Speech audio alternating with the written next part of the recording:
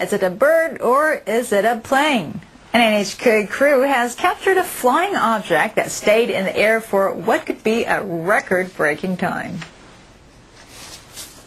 It's actually a flying fish with big pectoral fins that are spread wide open. The fish looks like a glider in the air.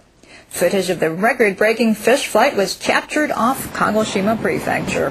Here it goes.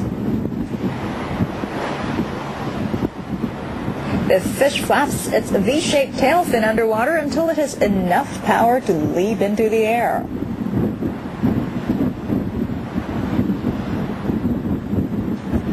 Amazingly, it keeps up with a ferry that is traveling at 30 kilometers per hour.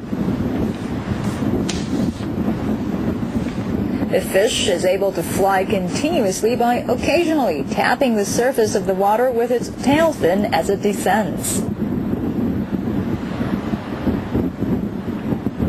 The flying fish splashed down after a 45-second flight. An expert says this flight time beats the previous record of 42 seconds, reported by an American researcher in the 1920s.